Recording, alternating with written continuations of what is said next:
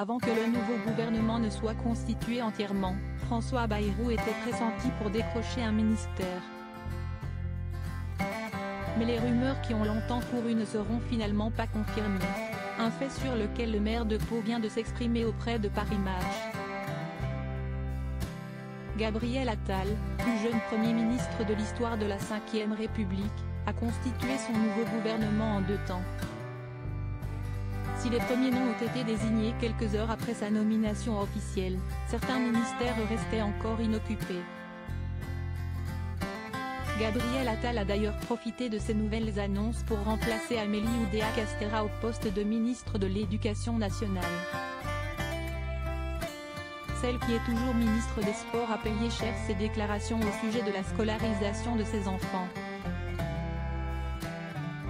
Si Nicole Belloubet qui a finalement été désignée comme nouvelle ministre de l'Éducation nationale et de la jeunesse, près de 4 ans après avoir quitté son poste de garde des Sceaux, auquel elle avait succédé à François Bayrou. Et les ex-ministres de la Justice ont encore un point commun, ils étaient pressentis à la place dont a finalement hérité Nicole Belloubet. Une différence d'approche entre François Bayrou et Gabriel Attal. La rumeur a longtemps couru, et avec insistance, avant que Gabriel Attal ne fasse officiellement les nominations.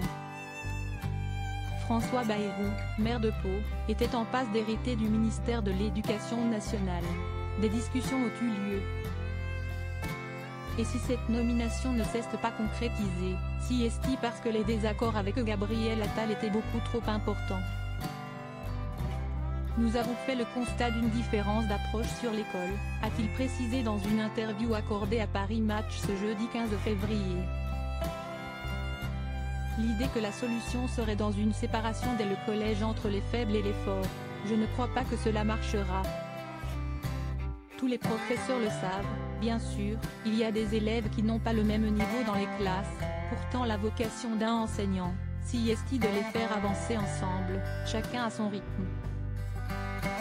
Néanmoins, François Bayrou indique que malgré ce revirement de situation, il garde un profond respect pour Gabriel Attal, si est un jeune homme très talentueux.